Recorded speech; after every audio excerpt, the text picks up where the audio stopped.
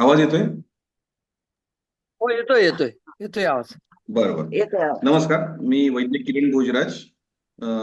आपण इथे मला आमंत्रित केलात व्याख्यान देण्यासाठी. यामुळे मी तुमचे अगदी आभारी आहे. सगळेजण जॉईन झाले असतील तर आपण डायरेक्टली आपल्या हो विषयाकडे सुरुवात करायची का? हो हो बिलकुल, हो करायची बिलकुल. बरं, मी स्क्रीन शेअर करतो. मी पीपीटी पण केलेली आहे. म्हणजे तुम्हाला ते जास्त लवकर लक्षात येईल.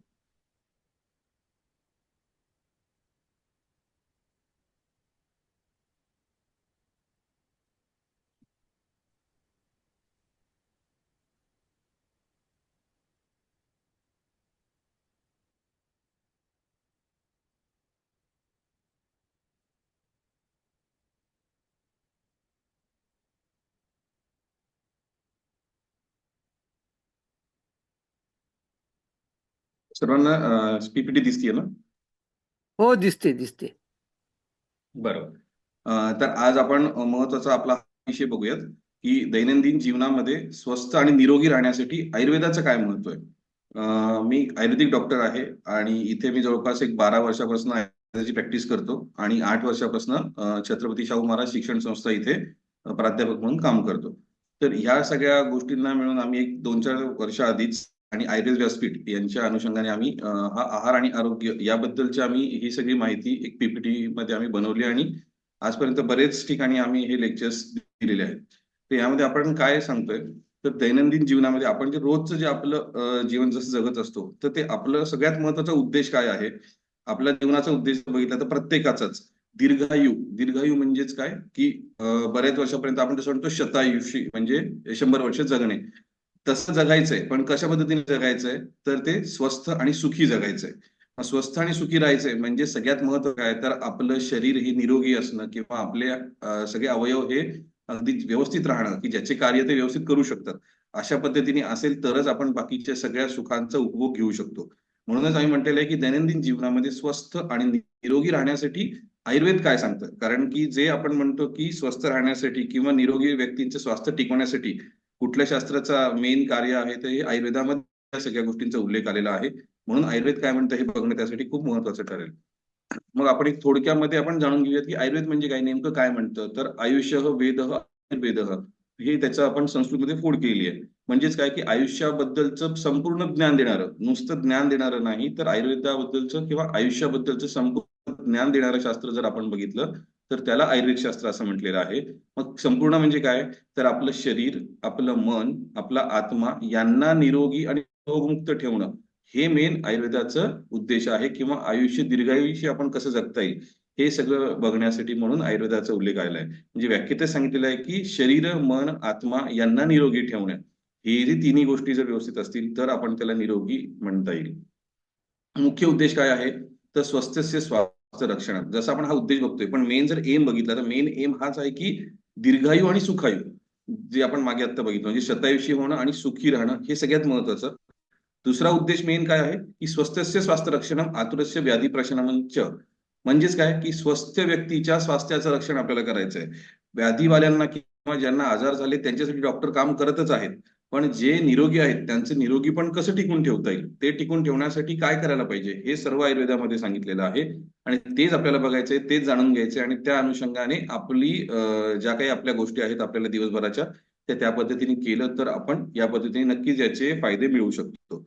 तर मुख्य उद्देश सांगितलेला आहे की स्वस्तस्य स्वास्थ्य रक्षण आतुरस्य व्याधी प्रशमनच. दुसरा याचा अर्थ काय की ज्याला व्याधी झालेल्या आहेत त्या व्याधीचं परिमोक्षण किंवा व्याधीचा नाश करणं, म्हणजे सगळ्यात पहिलं काम आहे की स्वस्थ व्यक्तीच्या स्वास्थ्याचं रक्षण करायचंय आणि ज्याला व्याधी झाला आहे त्याच्या व्याधीचं निराकरण करायचंय. हा मेन उद्देश आयुर्वेदाचा आपण इथे बघितलेला आहे. मग त्याची चिकित्सा पद्धती कशी काम करते, तर चिकित्सेचा मूल पायाच सांगितलेला आहे की त्रिदोष याच्यावर अवलंबून आहे. जसं तुम्ही कोणा डॉक्टरांकडे गेला असेल, आयुर्वेदिक डॉक्टरांकडे, तर नेहमी ऐकलं असेल ते सगळे सांगतात की तुमच्याकडे वात वाढलाय, पित्त वाढलंय किंवा वात पित्त कफ यावर आम्ही चिकित्सा करतो. तर हे वात पित्त कफ म्हणजेच काय, तर हे दोष जे सांगितलेलं आहे, तर आपल्या शरीरामध्ये हे 3 दोष सांगितलेले आहेत. मग अगदी साध्या भाषेमध्ये तुम्हाला समजेल असं सांगायला गेलं तर वात म्हणजे शरीरामध्ये काय कार्य करतं, तर वात म्हणजे शरीरातली ट्रान्सपोर्ट सिस्टीम. आपल्या सगळ्या गोष्टी इकडून तिकडे जाण्यासाठी जे काही कार्य करत असतं, जी काही गोष्टी कार्य करते त्याला वात असे म्हणतो. तुम्ही बरेच वेळा ऐकलं असेल की आपल्या शरीरातला वात वाढलाय असं म्हणतात किंवा वात वाढल्यामुळे आपण ऐकलेलं आहे की पॅरालिसिस हे गोष्टी घडतात. म्हणजेच काय होतं की शरीरामध्ये ज्या काही तुमच्या हालचालींचे गोष्टी आहेत, हे सगळं चालतं कुठून? तर आपल्या ब्रेन मधून, म्हणजेच तिथल्या न्यूरॉन मधून. जेव्हा तिथे तुमची हायपर ऍक्टिव्हिटी वाढते, जेव्हा तुमचं नॉर्मल त्याच्यावरचं कंट्रोल जातं, तेव्हाच कुठल्या ना कुठल्या गोष्टी शरीरामध्ये अपायकारक घडत असतात. म्हणजेच आपण वात जर म्हटलं तर त्याला नॉर्मल भाषेमध्ये बघायला गेलं तर शरीरातले प्रत्येक गोष्ट, जसं आपण श्वास घेणे श्वास सोडणे, हे सुद्धा वाताचंच कार्य आहे. जर वाताचं कार्य थांबलं तरीही आपल्या शरीरातल्या गोष्टी थांबतील, वाताचं कार्य अधिक वाढलं तरीही शरीराला त्या गोष्टी सहन होणार नाहीत. म्हणून आपल्याला हे दोष जे आहेत ते तिन्ही बॅलन्स अवस्थेमध्ये असणं खूप महत्वाचं आहे, की ज्याच्यामध्ये वात, पित्त आणि कफ. वात म्हणजे ट्रान्सपोर्ट सिस्टीम, पित्त म्हणजे काय तर शरीरातल्या सगळ्या कन्व्हर्जन चेंजिंग प्रक्रिया. जसं की आपण जेवण करतो, जेवण केल्यानंतर ते पचलं नाही तर त्याचा काही फायदा होईल का? तर त्याच पद्धतीने प्रत्येक गोष्ट त्या पद्धतीने पुढे जायला पाहिजे. म्हणजे जेवण पचलं पाहिजे, त्याचं रक्तात रूपांतर व्हायला पाहिजे, त्याचं न्यूट्रिशन मिळायला पाहिजे. या सगळ्या कन्व्हर्जन प्रक्रिया ज्या आहेत त्या सगळ्या तुमचं पित्त कार्य करत असतं. आणि कफ म्हणजे काय तर शरीरातल्या सगळ्या बॅलन्सिंग गोष्टी, ज्याला आपण म्हणतो की आपल्या शरीरातले सगळे आवरण जे आहेत, जे आपल्या कोटिंग्स आहेत, इव्हन आपल्या प्रत्येक अवयवाला एक आवरण दिलेलं आहे, ते सगळं आवरण, सगळ्या कोटिंग, ह्या सगळ्या व्यवस्थित ठेवण्याचं काम. जसं आपण म्हणतो की आपले संधिबंधन म्हणजे आपण जॉईंट जे आहेत ते जॉईंट्स पक्के असले पाहिजे. ते पक्के असले पाहिजे म्हणजे काय तर त्याला ज्या बांधून ठेवलेल्या गोष्टी आहेत, म्हणजे त्याचे जे काही आपण मसल्स आहेत किंवा टेंडॉन्स आहेत, या सगळ्यांची मजबूती ठेवण्याचं काम कोण करत असतं? तर कफ करत असतो. म्हणजेच आपल्या शरीरामध्ये ज्या काही गोष्टी चालू आहेत की त्या सगळ्या गोष्टी वात, पित्त, कफ या 3 वर डिवाइड केल्या गेल्यात. आणि ह्या तिन्ही पण बॅलन्स अवस्थेमध्ये असतील तर तुमचं शरीर अगदी चांगल्या पद्धतीने जातं. आणि ह्याच्यामध्ये कुठेही बिघाड झाला तर तुम्हाला व्याधी किंवा तुम्हाला कुठलेही आजार उद्भवतात. मग ह्याच पद्धतीने डॉक्टर विचार करत असताना या तिन्हीमध्ये कुठे बिघाड आहे आणि कुठे तुम्हाला ते बॅलन्स करायचे, याच्या अनुषंगाने तुम्हाला चिकित्सा देत असतात. आणि त्याच्या अनुषंगाने त्याला योग्य ठरणारी औषधं आणि त्याला योग्य ठरणारी तुम्हाला आपण जी पथ्यपथ्य सांगत असतो ती त्याच्याच आधारावर सांगत असतो. म्हणून नेहमी आपण जे ऐकलं असेल की वात पित्त कफ, वात पित्त कफ, तर त्याचा इतका आणि या पद्धतीने आयुर्वेदामध्ये मुख्यतः आहे किंवा त्याचा आपला विचार केला जातो. दुसरं आहे दोष झालं, ते दुसरं आहे धातू. मग धातू म्हणजे काय तर आपल्या सगळ्यांच्या शरीरामध्ये 7 धातू असतात, जे की रस, रक्त, मांस, मेद, अस्थि, मज्जा आणि शुक्र. आपलं जे शरीर बनलेलं आहे त्या शरीरामध्ये ह्या सगळ्या गोष्टी असतात. आणि ह्या सगळ्या गोष्टींचं पोषण करण्याचं कार्य म्हणजे आपण जे काही आहार घेत असतो, तो आहार तो तिथे जाऊन आपल्या जसं आपण जसं पहिले जेवण करतो तर त्याचं पहिले काय होतं, ज्यूस बनतो म्हणजे तो रस धातू.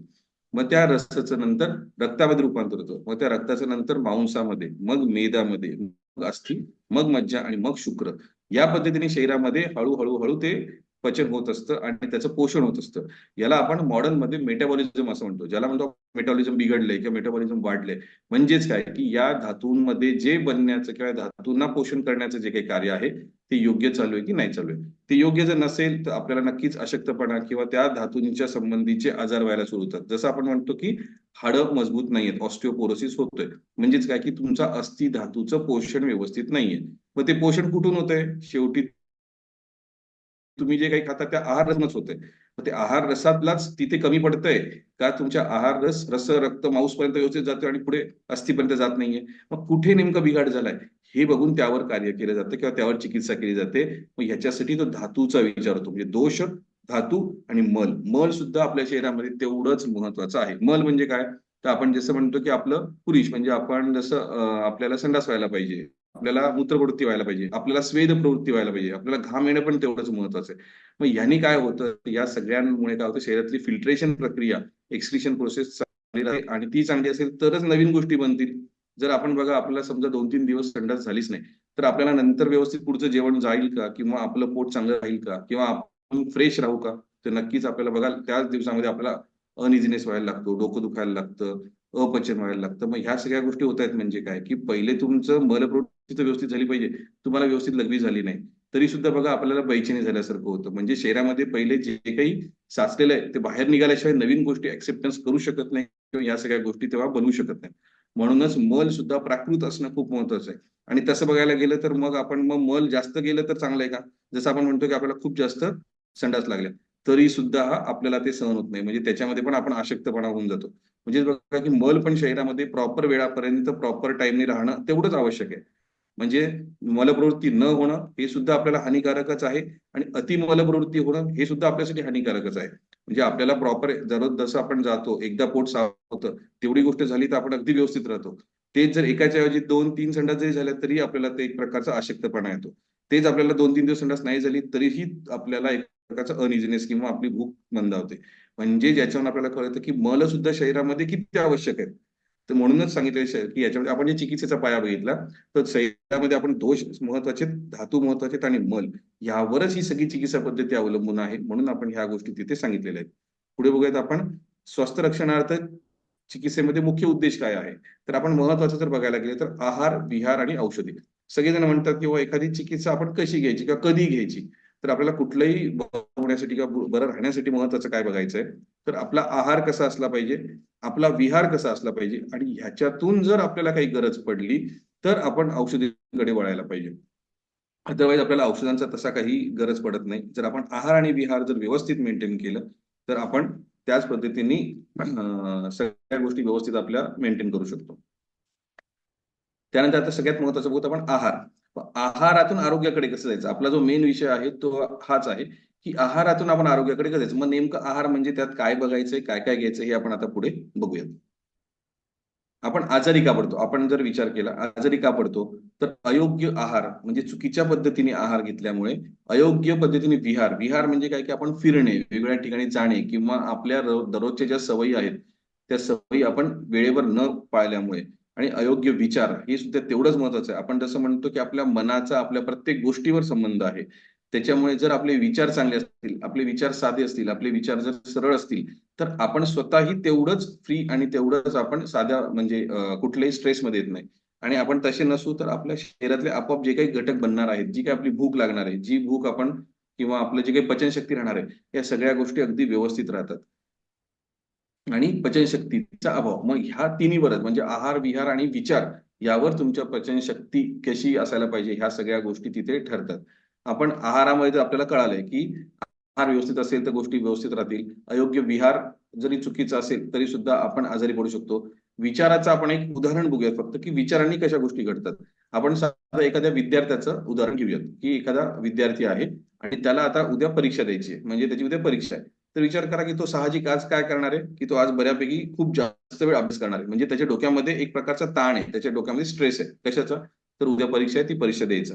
मग ह्या विचारामध्ये तुम्ही बघाल तुमच्या घरामध्येच की ते मुलं त्या दिवशी जेवण करतात का, किंवा ते जेवत असतील तर किती व्यवस्थित जेवतील. तर बघा, नुसतं विद्यार्थ्याला परीक्षेचंच टेन्शन असेल तर त्याची भूक मंदावते, तो व्यवस्थित जेवण घेत नाही. म्हणजेच आपण दैनंदिन जीवनामध्ये जेव्हा खूप जास्त ताणामध्ये असतो तेव्हा आपल्याला पण आपल्या पचनशक्तीवर किती फरक पडत असेल विचार करा. आणि हे वारंवार घडल्यामुळे आपल्याला त्या पद्धतीचे वेगळे आजार लागतात. म्हणजे अगदी साधे पोटाचे आजार म्हणलं तर आपल्याला आयबीएस पासून म्हणजे इरिटेबल बाउल सिंड्रोम पासून ते आपल्याला अगदी डिप्रेशन पर्यंतचे वेगवेगळे आजार आपल्याला फक्त अयोग्य विचार एवढ्या एका चुकीच्या आपल्या कन्सेप्टमुळे आपल्याला एवढे म्हणजे आजार जडू शकतात. म्हणून आपल्याला कधीही त्यावरही लक्ष द्यायचं. म्हणजे आपलं मानस, आपण जे म्हणतो की सगळ्या आपल्या मानसिक गोष्टी खूप स्टेबल असल्या पाहिजे किंवा आपण मनाने खूप पक्के असलो पाहिजे, ह्याच्यासाठी मेडिटेशन करायला पाहिजे. हे जे सगळं सांगितलं जातं ते याच्यासाठीच आहे की आपण आपल्या मनाला नियंत्रित ठेवता आलं पाहिजे आणि त्याला आपल्याला बॅलन्स ठेवता आला पाहिजे. त्याचा उपयोग आपण आपल्या शरीराला सुदृढ करण्यासाठी करून घेतला पाहिजे, ना की आपण आजारी पडण्यासाठी. म्हणजे आपण आजारी का पडतो तर याच्यामध्ये अयोग्य आहार, अयोग्य विहार, अयोग्य विचार आणि पचनशक्तीचा अभाव या सगळ्या गोष्टी त्याच्यामध्ये येतात. आणि हे सगळं झाल्यानंतर जर पुढे तुम्हाला तरीही आजार होतच असतील तर त्याच्यामध्ये कधी कधी अनुवंशिकता आहे का हे पण बघणं तेवढंच महत्वाचं आहे. अनुवंशिकता म्हणजे काय की आपल्या आपण आई वडिलांकडनं किंवा त्यांच्याही आई वडिलांकडनं आपल्या हेरिटरीमध्ये कुठे जर काही वैगुण्य असेल, म्हणजे जसं की काही स्किन प्रॉब्लेम्स असतात, कधी आपण बघतो की मेटाबॉलिक प्रॉब्लेम्स असतात, ते आपल्याला बीज दोषातून आले असतात. आपण जन्म होत असतानाच आपल्या ज्याच्यामध्ये म्हणतो जसं, तर त्यामध्ये आपल्याला ते बीज स्वरूपामध्ये शरीरामध्ये असतात. आणि पण ते कधी प्रकट होतात? जेव्हा तुमची इम्युनिटी, जी तुमची शक्ती कमी पडते, तेव्हा ते आपोआपच त्याच्यातून पुन्हा त्यांचे गुणधर्म दाखवायला लागतात आणि आपल्याला त्या पद्धतीचे आजार जडायला लागतात. म्हणजे जरी अनुवंशिकता असेल आणि जर तुम्ही जर आहार विहार या सगळ्या गोष्टी जर योग्य ठेवल्या तर तुम्हाला तो त्रास उद्भवत नाही. तो त्रास उद्भवेल कधी? जेव्हा तुमच्या शरीराची नॉर्मल कॅपॅसिटी किंवा आपण जे म्हणतो इम्युनिटी कमी होऊन जाईल. ती इम्युनिटी कमी झाली की आपोआपच ते जे पहिलेचे दोष आहेत ते बाहेर निघतील. म्हणून जर आपण सगळ्या गोष्टी व्यवस्थित केल्या आणि एखादा त्रास जरी आपल्याला झाला तर त्याच्यामध्ये कधी कधी तो अनुवंशिकता आहे का हे पण तपासणं महत्वाचं आहे. आणि जरी ती असेल तर आपण आपल्या शरीराची योग्य जर काळजी घेतली, आपण जर आपले आहार विहार याच्यामध्ये आता पुढे सांगणारच आहे की दिनचर्या कशी असली पाहिजे, त्या सगळ्या गोष्टी जर व्यवस्थित फॉलो केल्या तर आपल्याला हे त्रास सुद्धा उद्भवत नाहीत किंवा झालेच तर ते जास्त त्रास देत नाही. आणि अविचारी औषध अविचारी औषधं म्हणजे काय, की आपण विचार न करून सहजासहजी काही आपल्याला छोटे मोठे त्रास झाले, आपण पटकन एखादी औषध एखादी गोळी घेऊन टाकली, किंवा आपण मेडिकलमध्ये गेलो आणि सहजतेने त्यांना आपण ऍड बघून एखादी गोळी सांगतो की हे मला देऊन टाका, हे चूर्ण मला देऊन टाका. बरेच रुग्ण तर काय करतात, की ज्यांना संडास साफ होत नाही ते बरेच जण मेडिकलवर जातात आणि एखादं कुठलंही मेडिकलवाला चूर्ण द्या म्हणतात. ते घेणं सुद्धा आपल्याला इतकं हानिकारक ठरतं. काय होतं, सुरुवातीला तुम्ही ते चूर्ण घेतल्याने तुमचं पोट साफ होतं, पण एक्झॅक्टली हे तुमच्या शरीराला लागू पडतंय का, हे त्याची गरज आहे का, आणि हे प्रत्येक काढून टाकतंय म्हणजे तुमच्या शरीरामध्ये तेवढ्या वेळपर्यंत तुमचा मल जो राहायला पाहिजे, ज्याच्यातून आपण न्यूट्रिशन प्रोसेस होत असते, ती होते की नाही. मग ह्या सगळ्या गोष्टी न होता जर तसंच चालू राहिलं तर तुम्हाला उद्या जाऊन त्याचे पण त्रास होतात. म्हणून कुठलंही औषध हे डॉक्टरांना न विचारता किंवा त्यांच्या सल्ल्याशिवाय बिलकुल कधीही घेऊ नये, कारण की औषध हे नेहमी औषधच असतं. ते चांगलं काम केलं तर त्याचा चांगलाच परिणाम होईल, पण आपण चुकीच्या पद्धतीने चुकीच्या एका विचाराने घेतलं तर त्याचे आपल्याला हानिकारकच फरक बघायला मिळतात. म्हणून त्या पद्धतीनेही तसा औषधांचा कधीही वापर करू नये. मग आजचा आहार कसा असायला पाहिजे? तर आजचा आहार कसा असायला पाहिजे म्हणण्यापेक्षा कसा आहे सध्याचा हे आपण बघू. आपला आहार कसा आहे? तर खाओ, पिओ, ऐश करो. म्हणजेच कसं, की आज आपण फक्त तात्पुरतं बघतोय, की आपण आता आपल्याला आवड आहे, आपण ह्या गोष्टी करून घ्यायला पाहिजे, पुढचं पुढे बघू. मग असा आपला विचार असल्यामुळे आपल्याला बरेचसे मग खाओ, पिओ, ऐश करो म्हणजे काय, की आपल्याला साहजिक आहे कोणाला पण काय आवडतं, तर चटक-मटक पदार्थ आवडणार आहेत. मुलांना काय आवडतात, तर जंक फूड आवडतं, कोल्ड ड्रिंक्स आवडतात, ब्रेड आवडतं. मग अशा पद्धतीचा आहार आपण अधिक प्रमाणात वाढला. इव्हन आपण मुलांना डब्यामध्ये जरी बघितलं, तर आपण डब्यामध्ये बऱ्याच वेळा असे पदार्थ दिलेले असतात. मग ह्यामुळे त्यांना तीच आवड होते आणि याचं न्यूट्रिशन आपल्या शरीराला काय मिळणार आहे? हे जर आपण विचार केला, तर आपल्या लक्षात येईल, की आपल्या मुलांना किंवा आपण जसा हा आहार घेतोय, यातून आपल्याला न्यूट्रिशन मिळत नाहीये. आपण फक्त आपलं वजन वाढवतोय, पण आपल्या शरीरामध्ये कुठेही आपण जे आवश्यक घटक आहेत, ते आपण आवश्यक घटक आहारातून स्वतःला मिळूच देत नाहीये. मग बदललेल्या आहाराने शरीरावर काय परिणाम होतोय? तर आपली तब्येत सुधारत नाहीये. तब्येत म्हणजे काय? म्हणजेच आपण जे आता मागे बघितलं, आपल्या धातूंचं पोषणच होत नाही. मग धातूंचं पोषण न झाल्यामुळे आपल्याला विविध आजार म्हणा, किंवा आपण दिसताना एकदम किडकिडीत दिसतो, किंवा आपण जरी वजनाने चांगले असू, पण आपल्या चेहऱ्याकडे बघितलं की त्याच्यावर तेज दिसत नाही. म्हणजेच आपल्या शरीरामध्ये आपण जे म्हणतो ते त्यातली पोषक तत्वच नाहीयेत. म्हणून त्या गोष्टी तशा वाटतात आपल्याला. भूक कमी होते. भूक कमी झाल्यानंतर मलमूत्र विसर्जन योग्य वेळी होत नाही. विचार बदलतात आणि विचार बदलले की मग आपण तसं म्हणलं की आपल्या विचारांमध्ये काय पाहिजे, तर सात्विकता जास्त पाहिजे. सात्विकता म्हणजे सरळ, चांगले भाव हे महत्वाचे आहेत. आणि ते नसल्या आणि अशा आहारामुळे काय व्हायला लागतं, की राजस आणि तामस भाव वाढायला लागतात. आणि ते वाढल्यामुळे आपल्या पुन्हा सॉरी अल्टिमेटली आपल्या मनावर परिणाम होतो. मनावर परिणाम झाले की जसे बदल होतात ते आता मागे मी तुम्हाला सांगितलंच आहे. जर आपलं मन स्टेबल असेल तर सगळ्या गोष्टी आपल्या व्यवस्थित बनतील. तेच राजस तामस भाव जर जास्त वाढले, म्हणजे अतिविचार वाढले, राग जास्त वाढला, तर त्याचे दुष्परिणाम 100% फक्त तुम्हालाच होणार आहेत. त्या विचारांचे परिणाम दुसऱ्याला होण्यापेक्षा आपल्या शरीरावर अधिक घातक पद्धतीने ठरतात. म्हणून या गोष्टी आपल्याला व्हायला नको, या पद्धतीने आपण लक्ष दिलं पाहिजे. मग अयोग्य आहार म्हणजे नेमकं काय? तर आहारातून आरोग्य आता सॉरी आहारात अयोग्य आपण काय ते बघूयात पहिले. तर त्याच्यामध्ये आहे ती आहार घेण्याची पद्धत. आपण आहार कसा घेतला पाहिजे? तर आपण 7 काही नियम आहेत, की आपण आपल्या भुकेनुसार आता बरेच जण विचारतात, की जेवण किती वेळा करायला पाहिजे? तर असं कुठे लिहिलेलं नाहीये, की जेवण 2 वेळाच करा, जेवण 3 वेळाच करा, जेवण 1 वेळाच करा. बऱ्याच नवीन-नवीन गोष्टी लोकं शोधत असतात. पण असं करण्यापेक्षा आपण आहाराची पद्धत कशी असली पाहिजे? साध्या गोष्टींनी, की पहिले तर आपण एक मांडी घालून म्हणजे जेवायला बसलं पाहिजे, किंवा एखाद्या जागी व्यवस्थित मन लावून बसायला पाहिजे आणि आपण जेवण करताना आपलं मन त्याच्यात असलं पाहिजे. तर ते आहार आपल्या अंगाला लागेल. त्याच्यानंतर आपण आहार घेताना कधीही स्वतःला विचारायला पाहिजे, की मला भूक लागली आहे का? का मी वेळ झालाय म्हणून जेवण करतोय? तर जेवढी भूक लागली असेल त्याच्या 2 घास कमी जेवण करायला पाहिजे. या पद्धतीने आहार असणं खूप महत्वाचं आहे. मग नेमकं कसं? तर आपण कधीही स्वतःला विचारत नाही, की मला किती भूक आहे? तर ते स्वतःला विचारायचं आणि त्यानुसार जेव्हा जेवायला बसतो, तेव्हा आपल्याला एक 2 घास कमी आपण खाऊ इथपर्यंत घ्यायचं जेवण. याच्याने काय होईल, की तुमच्या पोटामध्ये तेवढी एक जागा वायूसाठी पण राहील आणि जे काही आपण जेवण केलं आहे, त्याचं पचन होण्यासाठी किंवा त्याची मिक्सिंग होण्यासाठी तिथे त्याला वेळ आणि तेवढी जागा मिळेल. त्याच्यानंतर अयोग्य पदार्थ. पदार्थ मग आपण हे बघायचं, की कुठले पदार्थ खायला पाहिजे, कुठले नाही. जसं की आपण म्हणतो, की अति आंबट-चिंबट पदार्थ, अति तिखट पदार्थ असे नेहमी आहारामध्ये असायला नाही पाहिजे. जेणेकरून काय होईल, की आपल्या शरीरामध्ये जे काही रसरक्त बनत आहे किंवा जे काही दोष बनत आहेत, त्यांचं पोषण योग्य पद्धतीने तिथे व्हायला लागेल. मग प्रदेश म्हणजे काय? जागेनुसार. जसं की आज आपण आपण इथे संभाजीनगरमध्ये आहोत.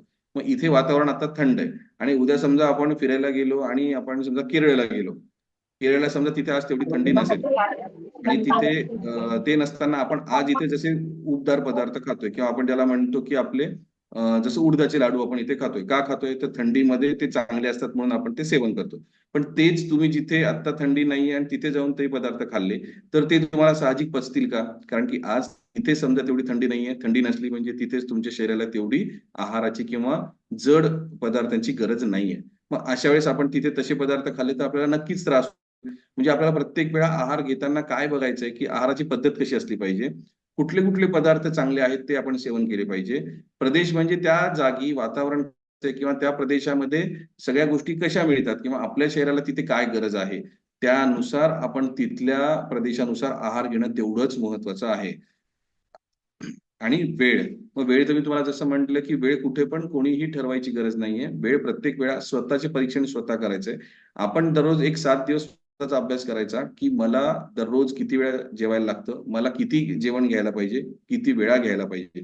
म्हणजे जर मी 2 वेळा जेवतोय तर 2 वेळा जेवत असताना पण मी नेमकं किती जेवण घ्यायला पाहिजे हे सुद्धा सगळ्यांनी स्वतःच ठरवणं महत्वाचं आहे. हे कोणतेही डॉक्टर तुम्हाला ठरवून देऊ शकत नाहीत. कारण की तुमची भूक ही तुम्हालाच चांगल्या पद्धतीने कळेल.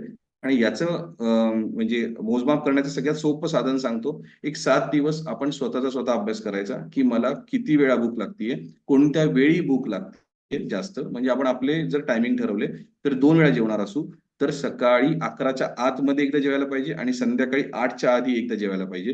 3 वेळा जेवणार असू तर सकाळी 9 पर्यंत पहिलं नाश्ता म्हणता येईल, दुपारी 1 किंवा म्हणजे खरं तर 12 आयडियल आहे पण आपण सकाळी खाल्लंय तर जवळपास दुपारी 1 पर्यंत आपण जाऊ शकतो जास्तीत जास्त. 12:30-1 पर्यंत जेवण आणि संध्याकाळी पुन्हा आपण 8च्या आधी जेवण. या पद्धतीने वेळा ठरवल्या तर जास्त चांगल्या राहतील. त्यानंतर त्या वेळेमध्ये आपण आपली दिनचर्या कशी आहे, आपण किती पद्धतीने काम करतो, आपलं खरंच किती कष्टाचं काम आहे, त्याच्यानुसार आहारही किती आवश्यक आहे हे महत्वाचं आहे. जर आपण दिवसभर पूर्ण बसूनच असू, अशा वेळेस आपण 2-2, 3-3 पोळ्या दररोज खातोय, तर ते खरंच तेवढं पचवतोय का आपण? हे पण तेवढंच महत्वाचं आहे. म्हणून आहाराची वेळ आणि आहाराचं प्रमाण हे पूर्णपणे आपण आपल्या शरीरानुसार, आपल्या दररोजच्या कार्यानुसार आणि आपल्याला लागणाऱ्या भुकेनुसार या पद्धतीने आपणच ते डिसाईड करणं जास्त महत्वाचं राहील. आहार आणि याच्यामध्ये आपण वयाचा संबंध आहे का, शरीर शक्तीचा संबंध आहे का, भुकेचा संबंध आहे का आणि मनाच्या स्थितीचा, ही पद्धतीने जर आपण विचार केला तर आहार आणि वयाचा संबंध नक्कीच आहे. जसं आपण म्हणतो की आपल्या वयानुसार म्हणजे वयामध्ये काय असतं, जसं आपण बालवय बघतो तर त्यांचे कार्य म्हणजे त्यांचं दररोजचं दिनचर्या वेगळी असते. तारुण्य वय बघतो त्याच्यामध्ये आपली दिनचर्या वेगळी असते आणि वार्धक्य म्हणजे जे आपले रिटायर झालेले सगळे जण आहेत त्यांची दिनचर्या वेगळी असते. मग वयानुसार त्या तुमच्या कार्यशक्तीचा आणि तुमच्या पचनाचा खूप मोठा त्याच्यामध्ये रोल असतो. म्हणजे या वयानुसार तुमच्या शरीरातील तुमचं पचन हे पण बदललेलं असतं. जसं की आपण तारुण्य वयामध्ये खूप जास्त भूक लागते तर या वयामध्ये तुम्हाला कमी भूक लागते. मग असं जर असेल तर वयाचा विचार करून आपण त्या पद्धतीने आहार घ्यायला पाहिजे. आणि साहजिक जर बघितलं तर वयानुसार आयुर्वेदाने सांगितलेलं आहे की बालकांमध्ये कफ आधिक्य असतं, तरुण लोकांमध्ये पित्ताचं आधिक्य असतं आणि जे म्हातार वय आहे किंवा जे वार्धक्यामध्ये आहे तिथे वाताचं आधिक्य असतं. मग या कफ, पित्त आणि वातानुसार सुद्धा तुम्हाला लागणारा जो आहार आहे तो वेगवेगळा आहे. जसं की आपण म्हटलं की मुलांमध्ये कफामुळे काय होतं की त्यांच्यामध्ये सर्दीचं प्रमाण वाढलेलं असतं. मग अशा याच्यामध्ये जर त्यांना आपण जास्त प्रमाणामध्ये अधिक प्रमाणामध्ये आपण दूध द्यायला लागलो, काकडी द्यायला लागलो किंवा थंड पदार्थ जास्त द्यायला लागलो तर साहजिकच त्यांना लवकरात लवकर सर्दी होणार आहे. मग आपण असे पदार्थ तिथे टाळायला पाहिजे.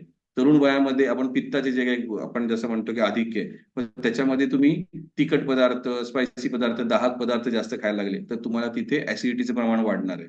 आणि म्हातार वयामध्ये आपण कोरडे पदार्थ जास्त खायला लागलो तर तिथे तुमच्या शरीरामध्ये ऑलरेडी वाताचं आधिक्य झालेलं आहे. त्याच्या पदार्थांमुळे काय होईल की वात अजून जास्त वाढून जाईल आणि तुम्हाला संधीचे किंवा अस्थिचे, तुम्हाला जॉईंटचे प्रॉब्लेम्स व्हायला सुरू होऊन जातील. म्हणून आपल्याला आहार आणि वय याचा पण तेवढाच जास्त संबंध आहे आणि तो समजून घेऊन आपण आहार घ्यायला पाहिजे. शरीराची शक्ती जसं आपण म्हणलं की तुमच्या भुकेची म्हणजे आपल्या पोटातल्या अग्नीची शक्ती आणि शरीराच्या धातूंची शक्ती यावर सुद्धा तुमचा आहार तेवढाच निर्भर असला पाहिजे. म्हणजे आपण जर तेवढं स्ट्रॉंग असू तरच तेवढा जड पदार्थाचा आहार आपण सहन करू शकतो. जर आपली भूक, आपली शरीरशक्ती जर तेवढी नसेल तर आपण हलका आहार घ्यायला पाहिजे. हलक्या आहारमध्ये जसं आपण म्हणतो की लाया वगैरे या पदार्थ जे आहेत ते हलक्या आहाराचं सेवन आपण तिथे करायला पाहिजे. आणि मनाची स्थिती आपण आता मागे बोललो सेम त्याप्रमाणे तुमची मनाची अवस्था ही सात्विक किंवा बॅलन्स्ड अवस्था असली पाहिजे, जेणेकरून तुम्हाला ह्या सगळ्या गोष्टी योग्य पद्धतीने वेळी भूक लागेल आणि ते व्यवस्थित पचेल. आता आहार आणि आवड निवड याच्यामध्ये पण आपण बऱ्याच आपल्या गोष्टी ठरतात.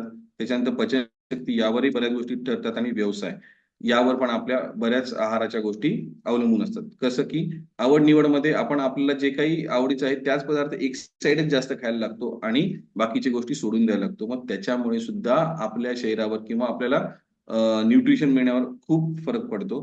पचनशक्ती जर तुमची चांगली नसेल तर तुम्ही कितीही चांगल्या पद्धतीचा आहार घ्या, तुम्हाला त्याचं पोषण व्यवस्थित मिळणार नाही. आणि व्यवसायामध्ये आता आपण बघायला पाहिजे की बऱ्याच जणांचं समजा नाईट शिफ्ट असते. तर नाईट शिफ्ट असेल तर मग आपले साहजिकच शरीरातील अग्नी म्हणजे आपण जे पचनशक्ती म्हणतो तिचे वेळा बदललेल्या असतील. मग त्याला अनुषंगाने आपण थोडासा आपला आहार आणि आपल्या वेळा व्यवस्थित केल्या पाहिजे. त्यानंतर व्यवसायामध्ये समजा कोणाचा खूप फिरण्याचा व्यवसाय आहे दररोजचा, तर त्या फिरण्याच्या व्यवसायामध्ये पण तुम्हाला जेवढं जमलं तेवढं तुम्ही तुमच्या वेळा पक्क्या करणं खूप महत्वाचं आहे.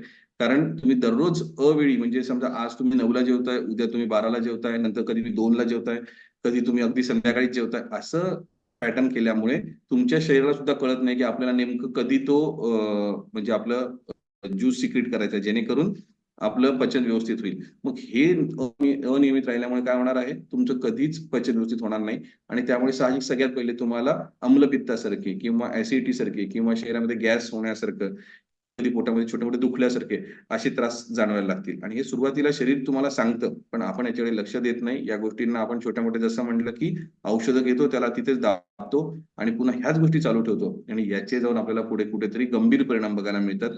आजकाल बघा आपण म्हणतो की कुठल्याही वयामध्ये कुठलाही आजार एकदम होतोय किंवा सडनली काहीतरी न होण्याचे आजार तुम्हाला जडतायत आणि त्याचा तुम्हाला दुष्परिणाम बघायला मिळतो. तर हे सगळं का होतंय, तर ह्याचमुळे की आपण साध्या गोष्टी आहार विहार औषधी यांचा योग्य वापर न केल्यामुळे अगदी अयोग्य पद्धतीने आहार घेणं, चुकीच्या पद्धतीचे विहार ठेवणं आणि चुकीच्या पद्धतीने औषधं घेणं, ह्या सगळ्या गोष्टींमुळे अनावश्यक नको नको त्या गोष्टींचे आज आपल्याला दुष्परिणाम बघायला मिळत आहेत. पुढे बघूयात आपण. आता विरुद्ध अन्न.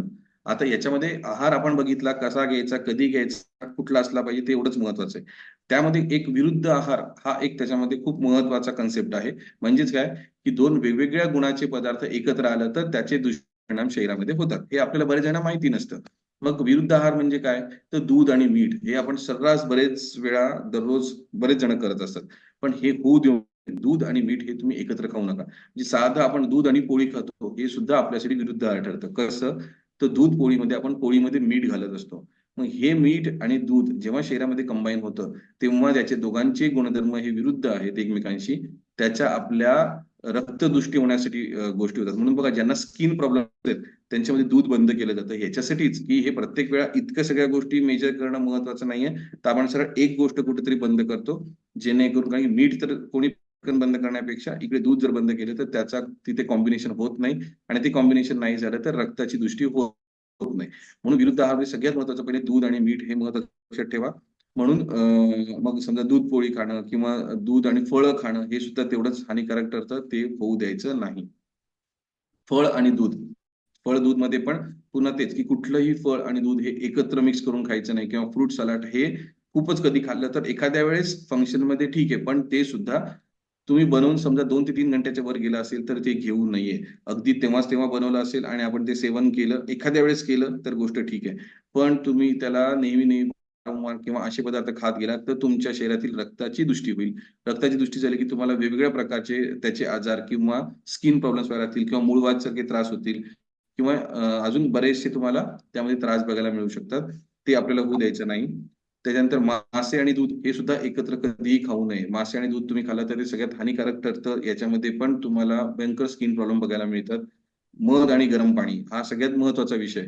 बऱ्याच जणांना माहित असेल की मध सकाळी उठलं की गरम पाणी आणि मध घ्यायचं, जेणेकरून आपल्याला आपला जे स्थौल्य आहे किंवा आपण जे मोटापा आहे आपला तो कमी होतो. तर हे अगदी चुकीची कन्सेप्ट आहे. मध हा कफावर खूप उत्तम कार्य करतो, कफ कमी करणारा आहे. पण तो गरम पाण्यासोबत घेतला की त्याचे दुष्परिणाम तुम्हाला बघायला मिळतील. मध हा कधीही गरम पाण्यासोबत किंवा गरम पदार्थांसोबत किंवा गरम करून घ्यायचा नाहीये. मध गरम केला की त्याचे चांगले गुणधर्म निघून जातात आणि विषासारखं ते कार्य करतं. त्यामुळे मध हे गरम करून घ्यायचं नाही किंवा गरम पाण्यासोबत घ्यायचं नाही. हे नेहमी लक्षात ठेवायचं. म्हणजे विरुद्ध आहार म्हणजे काय, तर कुठलेही दोन अपोजिट गुणाचे पदार्थ एकत्र शरीरामध्ये घेणं, जेणेकरून काय होतं की शरीरामध्ये चुकीचा बदल होतो किंवा चुकीचे त्याच्यामध्ये कन्व्हर्जन होऊन आपल्याला त्याचे पोषण न मिळतात त्याचे दुष्परिणाम बघायला मिळतात. त्याचं आपण एक उदाहरण पण पुढे बघूयात आपण. त्यानंतर रोज चहा चपाती श्रीखंड हे पदार्थ घ्यायचे नाही. काय होतं हे आपण एका उदाहरणावरून दिलेलं आहे की इथे दिले बघा कोको कोला आणि मिंटॉस. हे आता बऱ्याच जणांना माहिती झालं असणार आहे. जर हे एकत्र केलं तर काय होतं बघा, याच्यामध्ये पूर्ण रिएक्शन होते आणि ते फसफसून बाहेर येतं. सेम या पद्धतीने विरुद्ध आहार जर आपण घ्यायला लागलो तर बरेच वेळा विरुद्ध आहार तुम्हाला बघा, आपण बरेच वेळा म्हणतो की मी काही खाल्लं आणि मला सडनली खूप उलट्या झाल्या. तर ती जेव्हा होतं तेव्हा ही याच्यासारखी आहे की ते पोटात गेलं, सहन झालं नाही आणि ते दरदरून बाहेर आलं. एक वेळ ती गोष्ट चांगली, कारण की ते तेव्हा बाहेर पडतंय. पण बऱ्याचशे विरुद्ध आहार असे आहेत की जे आपल्याला तात्काळ कुठलेही दुष्परिणाम दाखवत नाहीत. शरीरामध्ये स्लोली स्लोली स्लोली ते विष स्वरूपामध्ये कार्य करायला लागतं आणि मग आपल्याला कुठेतरी आजार जडले किंवा आपल्याला त्रास झाल्यावरच आपल्याला कळतं की अरे आपल्याला ह्या गोष्टीमुळे हे त्रास झालेले आहेत. मग हे इतकं पुढे गेल्यानंतर पुन्हा त्याला बंद करून पुन्हा बरं करणं हे तेवढं सोपं नसतं. म्हणून सांगितलेल्या गोष्टींमधले जरी तुम्ही पदार्थ बंद केले किंवा त्याच्यासोबत येणारे पदार्थ जरी तुम्ही बंद केले तर तुमचा एक जवळपास 80 ते 90% मधला विरुद्ध आहार हा गोष्ट तिथे थांबून जाईल आणि तुम्ही शरीरामध्ये हे चुकीच्या गोष्टी किंवा चुकीच्या पद्धतीने घेणार नाहीत. मग इथे आपण म्हटलेलंच आहे की कोल्ड हे विष आहे हे माहीत असून देखील आपण पितो जेवताना. हे तर आपला मनाचा विकार आहे की आपल्याला काही गोष्टी माहिती असतात. माहिती असताना सुद्धा आपण त्या गोष्टी आपल्या तात्काळ आवडीसाठी करतो. म्हणजेच काय, मनावर नियंत्रण ठेवणं हे सुद्धा तेवढंच महत्वाचं आहे. जसं सांगितलेलं आहे की इथे आपण काही उदाहरणं दिलेली आहेत की मॅगी का नाही खायला पाहिजे, यात काय दडलंय. या गोष्टी आजकाल जवळपास तर सगळ्यांना माहितच आहेत आणि हे नाही घ्यायला पाहिजे हे सुद्धा सगळ्यांना माहिती आहे. त्यानंतर पुढे बघूयात आपण आहारातून आरोग्य कसं मिळवायचं. मग आता आता इतकं आपण बघितलं की आहार महत्वाचा आहे आणि अयोग्य आहार केल्यामुळे किंवा कोणता आहार केला तर तो अयोग्य आहे हे आपण बघितलं. आता आपण जाऊयात की आहारातून आरोग्य हे कसं मिळवायचं. तर मग त्याच्यामध्ये काय काय गोष्टी करायच्या. खा पण खा खा नको, अति सर्वत्र वर्जयेत. म्हणजे आपल्याला जेवण तर करायचं आहे पण ते किती, तर ते आपल्या जसं म्हटलं आपण आपल्या भुकेनुसार आपल्याला त्या गोष्टींचं लक्ष द्यायचं आहे. तेल तुपाचा यथायोग्य आपल्याला वापर करायचा आहे.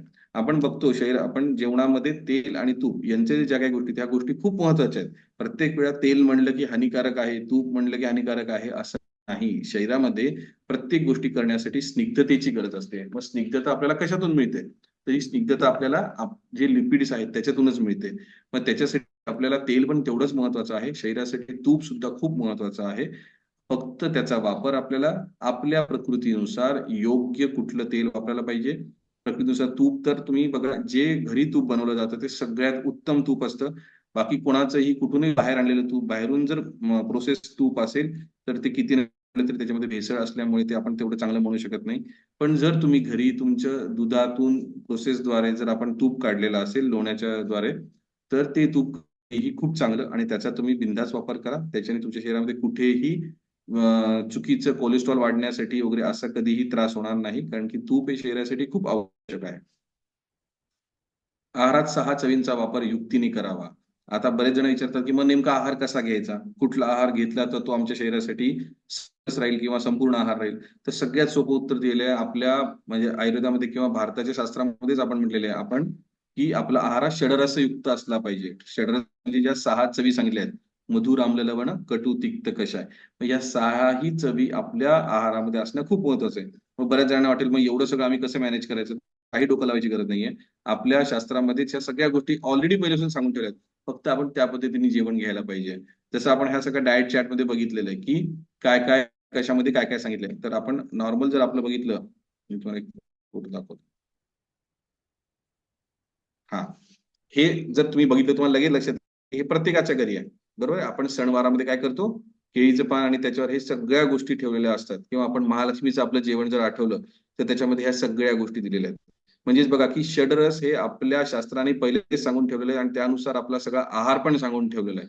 म्हणजे आपण बघा, ह्याच्यातल्या जर सगळ्या गोष्टी घेतल्या, तर आपण दररोज एवढ्या सगळ्या गोष्टी नाही, तर साधं आपण दररोज भाजी, पोळी, वरण, भात एवढ्या तर गोष्टी आपल्या आहारामध्ये घ्यायला पाहिजे. त्या जरी तुम्ही सोबत घेतल्या, तर तुमचा षड्रस तिथेच होतो. त्यासोबत आपण चवीला काय ठेवलं असतं? मीठ किंवा लोणचं पण ठेवलेलं असतंच.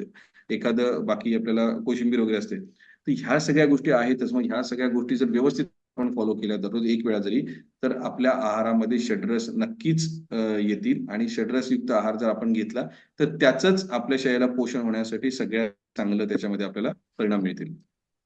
मग याच्यामध्ये व्हिटॅमिन ए टू झेड सगळ्या गोष्टी आहेत. मग पुन्हा व्हिटॅमिन बी12 ची इंजेक्शन घ्यायची गरज पडत नाही किंवा नवीन काही गोष्टी घ्यायची गरज पडत नाही. आपण दररोज सकस आहार न घेतल्यामुळे आपल्याला न्यूट्रिशन डिफिशियन्सी येते आणि आपण नको ते पुन्हा बाहेरचे जाऊन तिथे विटॅमिन वेगळ्या पद्धतीने आपल्याला घ्यावे लागतात.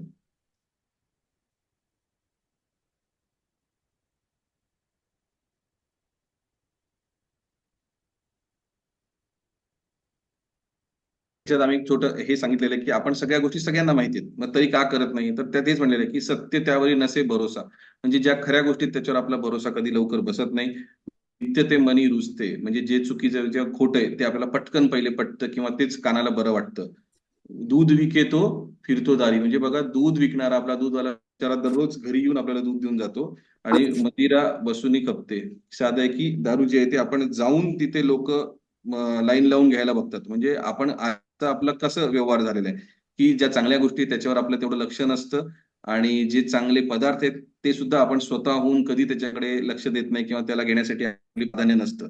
तरी आपण काय म्हणतो की आपलं तब्येत खूप चांगली पाहिजे, पण कशी चांगली राहील याच्यासाठी आपण जे करायला पाहिजे ते कुठल्याच गोष्टी करत नाही.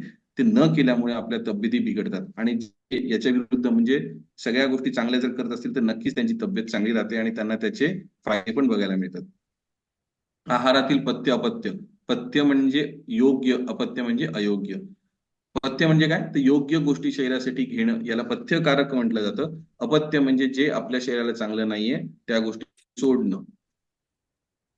मुलांच्या सर्वांगीण वाढीसाठी काय असायला पाहिजे, तर आहार हेच औषध. आपण जसं म्हणतो मुलांना काय द्यायचं, मुलांच्या वाढीसाठी काय असावे, तर आहार, त्यानंतर षड्रस सकस आहार हेच मुलांच्या वाढीसाठी सगळ्यात उत्तम औषध आहे. त्याच्यामध्ये आपण बघा फोटो पण दाखवलेला की हे नॉर्मल आपल्या सगळ्या आहारातल्या गोष्टीत, त्या जर तुम्ही तशा व्यवस्थित घेतल्या, त्याच्यासोबत पाणी पण ठेवलंय, म्हणजेच पाण्याचं प्रमाण पण शरीरामध्ये महत्वाचं आहे. आता इथे एक तुम्हाला गोष्ट सांगतो की आपण आहारावर बघितलं, पाण्याचं काय, तर पाणी सुद्धा तुम्ही बरेच जण म्हणतात किती प्यायला पाहिजे किंवा कसं प्यायला पाहिजे, तर सगळ्यात साध्या जर आपण नियम बघितला तर पाणी सुद्धा आपण स्वतःला कधीच विचारत नाही की मला तहान लागली आहे का. तहान लागेल एवढं आणि तहान भागेल एवढं एवढंच पाणी पिल्या पाहिजे. म्हणजेच कसं की आपण प्रत्येक वेळेस स्वतःला विचारायचं किंवा एक स्वतः एक बॉटल सोबत ठेवायची आणि आपण दर एखाद्या तासाला किंवा अर्ध्या तासाला आपल्याला तहान लागली का एवढं बघायचं आणि बॉटल तोंड लावून 2-2 घोट पाणी प्यायचं. म्हणजे एका वेळी अतिरिक्त पाणी शरीरामध्ये जात नाही. तोंड लावून पाणी पिल्यामुळे तुमच्या ओठापासून तुमची तहान भागते आणि त्याच्यामध्ये अयोग्य म्हणजे अतिरिक्त पाणी शरीरामध्ये जात नाही. अतिरिक्त पाणी शरीरामध्ये न गेल्यामुळे तुमची पचनशक्ती ही चांगली राहते. शरीरामध्ये एक प्रकारचा आतमध्ये अग्नी असतो, आपण जर अतिरिक्त पाणी त्याच्यावर टाकून दिलं तर तो अग्नी विझेल आणि तुमची पचनशक्ती कमी होईल. म्हणून एका वेळी अतिरिक्त पाणी पिऊ नये. प्रत्येक वेळा 2-2 घोट या पद्धतीने जर तुम्ही पाणी पिण्याची सवय लावली तर ते पाणी तुम्हाला पचेल आणि त्याचे तुम्हाला योग्य परिणाम बघायला मिळतील. दुसरी एक क्वेश्चन असतो की जेवणानंतर किती वेळाने पाणी प्यायला पाहिजे. तर जेवणानंतर लगेच एक आपण चूळ भरण्या एवढं किंवा एक आपण एक 4 घोट जर म्हणलं तर तेवढंच आपण पाणी पिलं पाहिजे. कारण का, की जेवण झाल्यानंतर त्याचं जे इमल्सिफिकेशन होत असतं, जसं आपण म्हणतो की पीठ मळतोय, तर पीठ मळत असताना आपल्याला तिथे किती पाणी लागतं, प्रॉपर तेवढंच पाणी लागतं की ज्याचा व्यवस्थित गोळा बनेल. मग त्या पद्धतीने एक 4 घोट जर जेवण झाल्यानंतर पाणी पिलात तर ते तुमच्या पचनाला मदत करतं आणि त्याच्या पुढची जी अवस्था असते म्हणजे एक अर्धा ते पाऊण तासानंतर मग तुम्ही पुन्हा जेव्हा तहान लागेल तेव्हा तुम्हाला साधं त्या पद्धतीने जेवढी तहान लागेल एवढं पाणी प्या. म्हणजे शक्यतो जेवण झाल्या झाल्या खूप गटागट पाणी पिऊ नका. जेवण झाल्या झाल्या अगदी थोडंसं चूळ भरण्यापुरतं मुखशुद्धीपुरतं पाणी प्यायचं आणि जेवणाच्या एक अर्धा पाऊण तासानंतर व्यवस्थित पाणी प्यायचं. एवढं जरी साध्या तुम्ही सवयी लावलात तर तुम्हाला त्या पाण्याचे सुद्धा योग्य आणि चांगले परिणाम शरीरावर बघायला मिळतील. पहिला घासा तुपाचा असला पाहिजे, मध्ये मध्ये पाणी, मग म्हणजे तुमच्या जर कोरडेपणा होत असेल तर पाणी प्यायचं. शेवटी ताकाने किंवा विड्याने. का तर आपण जसं म्हणतो की गुरु आहार किंवा जे मधुर पदार्थ आहेत ते सगळे सुरुवातीला घ्यावे, कारण की तेव्हा आपली भूक चांगली असते. मध्ये मध्ये त्याला लागेल त्या पद्धतीने पाणी घ्यायला पाहिजे आणि शेवटी आहाराच्या शेवटी ताक घ्यायला पाहिजे. का, तर ताक हे दीपन पाचन म्हणजे आहाराला पचवणारा आहे. मग ते आहार पचनाच्या अनुषंगाने शेवटी ताक घ्यायला पाहिजे किंवा आपण विड्याचं पान जे घेतो त्यासाठी त्याच्यामध्ये पाचक द्रव्य टाकलेले आहेत, बडीशोप सारखे काही द्रव्य आहेत की त्याच्यामुळे तुमच्या आहाराचं नंतर ते पचन करायला लागतं. एवढ्या म्हणजे शास्त्रोक्त विचार करून आपल्या सगळ्यांनी किंवा आपल्या मोठ्यांनी हे सगळं मांडून ठेवलेलं आहे. आपण फक्त ते व्यवस्थित फॉलो करायला पाहिजे. एवढं जरी आपण व्यवस्थित फॉलो केलं तर आपल्याला कधीही कुठलेही मोठे आजार होणार नाही, कारण की आपले सगळे त्रास हे पोटापासून सुरू होतात आणि आहार जर चांगला राहिला तर आपोआपच या सगळ्या गोष्टी आपल्या व्यवस्थित बनतील. प्रश्न 3 उत्तर 1. रोगांची संख्या का वाढली, झालेला रोग का कमी होत नाहीत, आयुष्यभर औषधं का घ्यावी लागतात. याचा आन्सर काय आहे, वेळेत न जेवल्याने. जर तुम्ही कुठूनही फिरून आले तर ही शेवटी हेच उत्तर तुम्हाला मिळेल की जर आपण वेळेत म्हणा, योग्य पद्धतीने, जसं आपण आता मागे एवढं सगळं बघितलं, अशा चुकीच्या पद्धतीने काही आहार घेत असू तर 100% तुम्हाला ह्या बाकीचे सगळे क्वेश्चन जे म्हटलेले आहेत ते क्वेश्चन्स तुम्हाला बघायला मिळतील. आणि जर हे प्रॉपर तुम्ही केलं तर या सगळ्या क्वेश्चन्सचे आन्सर तेच आहे की वेळेवर आणि योग्य पद्धतीने आहार विहार जर केला तर. दिव्यात वात आणि तोंडात हात हे असं होऊ देऊ नये. म्हणजे कंटिन्युअसली काय तर काही ना काही आपण खातोच आहे, काही ना काही आपण चढचढ चालूच आहे. या गोष्टी शक्यतो बंद करायच्या. वेळेवरच जेवण करायचं, लागेल तेवढंच जेवण करायचं प्रमाणामध्ये आणि ते आहाराला समजून घेऊन खायचं की आपल्याला काय लागतंय काय नाही, कुठल्या ऋतूनुसार आपल्याला काय काय गरज आहे. हे जर तुमच्या लक्षात येत नसेल तर तुम्ही तुमच्या वैद्यांकडे जा किंवा मला भेट द्या. आम्ही तुमचं प्रकृती परीक्षण करून या सगळ्या गोष्टी तुम्हाला समजून सांगू.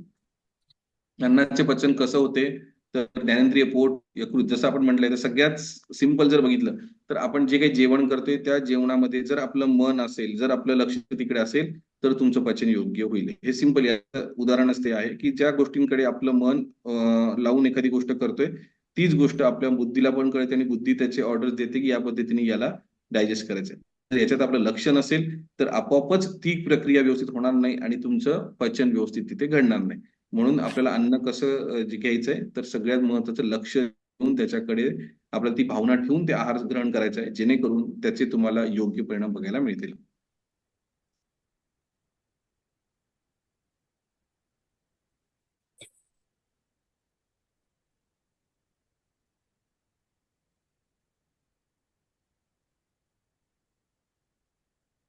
एक इथे आपण दिलेलं आहे की रात्री उशिरा जेवायचं नाही आणि जेवल्यानंतर लगेच झोपायचं नाही. याचं पण उदाहरण एकच सांगतो की सगळ्यात महत्वाचं कुठलाही आहारात आपल्याला एकच गोष्ट असते की त्याचं पचन होणं आवश्यक आहे. मग आपण जर रात्री उशिरा जेवत असू आणि आपण लवकर झोपत असू तर तिथे ते पचनाला तेवढा वेळ देणार नाही आणि तेवढा वेळ नसल्यामुळे काय अन्न तसंच पडून राहील.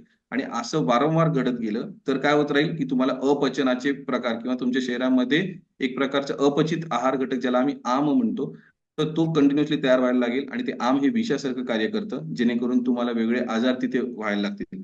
म्हणून कुठलाही आहार घेतल्यानंतर लगेच झोपायचं नाहीये. म्हणजे आपण शक्यतो सकाळी किंवा दुपारी जेवल्यानंतर आपण झोपत नाही पण रात्री जेवल्यानंतर झोपतो. म्हणून रात्रीचं जेवण एकतर लवकर व्हायला पाहिजे किंवा जेवल्यानंतर लवकर झोपलं नाही पाहिजे किंवा रात्रीचा आहार हा अर्ध्या पोटी घ्यायला पाहिजे जेणेकरून त्याचं लवकर पचन होईल आणि मगच आपण झोपल्या गेलं पाहिजे. म्हणजे कधीही आहार हा पूर्ण पचल्याशिवाय पुढचं जेवण घ्यायचं नाही हे नेहमी लक्षात ठेवायचं.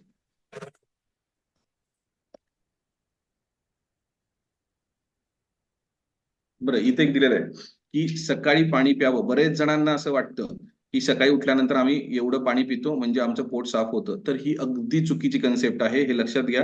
याला मी तुम्हाला एक शास्त्रोक्त गोष्ट सांगतो. तुम्ही सकाळी उठलेले आहात, उठल्यानंतर स्वतःला फक्त विचारा की मला तहान लागली आहे का. जर तहान लागली आहे याचं उत्तर हो आलं तरच पाणी प्या.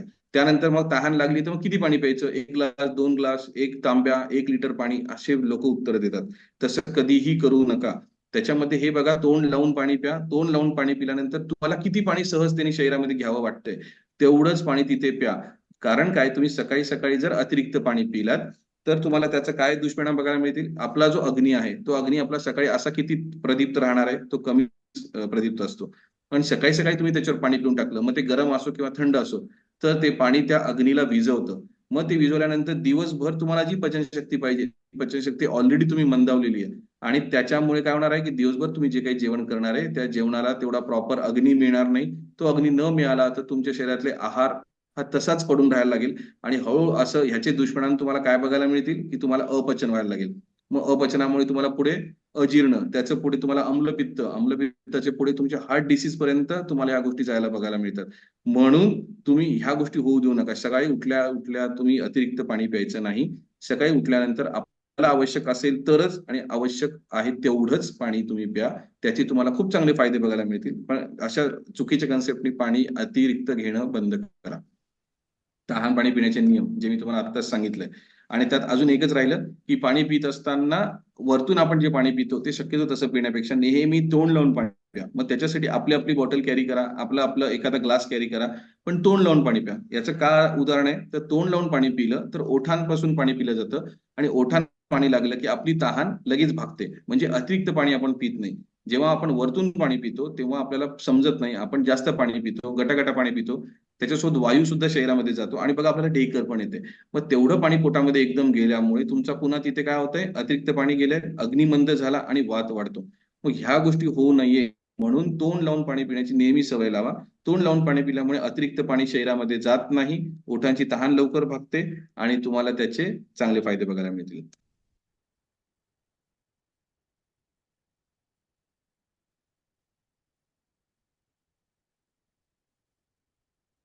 आपण जसं सांगितलंय, आहार कधी घ्यावा, भूक असेल तेव्हा. आहार किती घ्यावा, भूक भागेल तेवढाच. दुपारचं जेवण हे खूप चांगलं आहे. रात्रीचं आहे नैवेद्य, म्हणजेच काय की रात्री थोडासा आहार घ्यायचा आहे आणि दुपारचं जेवण व्यवस्थित घ्यायचंय, हा आपण त्याच्यामध्ये संदेश दिलेला आहे. का? दुपारी आपण जेवण केल्यानंतर आपला अग्नी हा चांगला असतो, म्हणून आपण पूर्ण आहार घेऊ शकतो आणि तो पूर्ण आहार पचवू शकतो. रात्री आपला वेळ पण झोपेपर्यंतचा कमी असतो आणि रात्री अग्नी पण कमी असतो, आपण तेवढे कार्य पण करत नाही. म्हणून रात्री बघा, दुपारचा नैवेद्य कसा असतो देवाला सुद्धा आणि रात्रीचा नैवेद्य कसा असतो, आपण साहजिक केक करतो. देवाच्या बाबतीत आपण हे बरोबर लक्षात ठेवतो, पण स्वतः हे कधीही पाळत नाही. म्हणून दुपारचा नैवेद्य हा व्यवस्थित घ्या आणि रात्रीचं जेवण जे आहे ते अगदी कमी प्रमाणामध्ये, हे तिथे सांगितलेलं आहे. जसं आपण बघितलं की एखादी कळी उमलायला एक प्रॉपर टाइम लागतो आणि त्याच्यानंतर त्याचं व्यवस्थित फूल बनतं. सेम तसंच अन्न पचायला शेवटी त्याला सुद्धा एक प्रॉपर वेळ लागतो आणि ते व्यवस्थित पचलं तर ते प्रॉपर त्याचं फुलामध्ये रूपांतर किंवा तेवढं चांगल्या पचनामध्ये होईल. याला जर प्रॉपर वेळ दिला नाही तर ते व्यवस्थित फुलणार नाही, हे आपण त्याच्यामध्ये सांगितलंय. योग्य वेळी आहार हेच योग्य औषध आणि खरं औषध आहे, हे लक्षात ठेवा. योग्य वेळी झोपणं हे सुद्धा, म्हणजे अगदी साध्या साध्या ज्या दिनचर्येतल्या गोष्टी सांगितल्या आहेत त्या जरी आपण पाळल्या, म्हणजे आता एकदम सिंपल तुम्हाला कन्क्लूड करतो की सकाळी उठल्यानंतर आपण जसं व्यायाम करायला पाहिजे हे तेवढंच महत्वाचं आहे. त्यानंतर आपण आपल्या भुकेनुसार जेवणाच्या वेळा पक्क्या करून जेवण घ्यायला पाहिजे.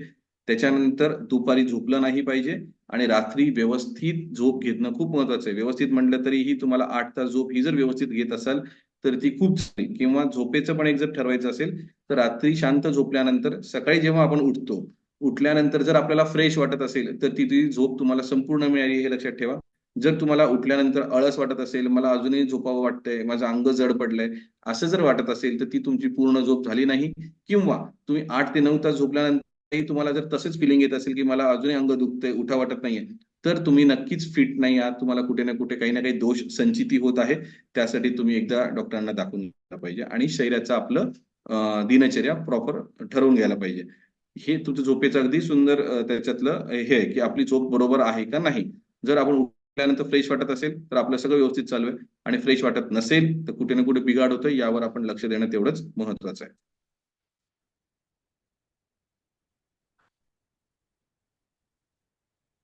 आहार घेतल्यानंतर, जेवणानंतर आईस्क्रीम, फलाहार, कोल्ड कॉफी म्हणजे जड पदार्थ घ्यायचे नाही. जे आपण सांगितलं की सुरुवात करत असताना गोड पदार्थांनी सुरुवात करायची आणि जेवणाची शेवट जी आहे ती ताकाने किंवा विड्याच्या पानाने करायला पाहिजे. म्हणजेच काय तर आहार पचनासाठी या सगळ्या गोष्टींची आवश्यकता आपलं असणं महत्वाचं आहे.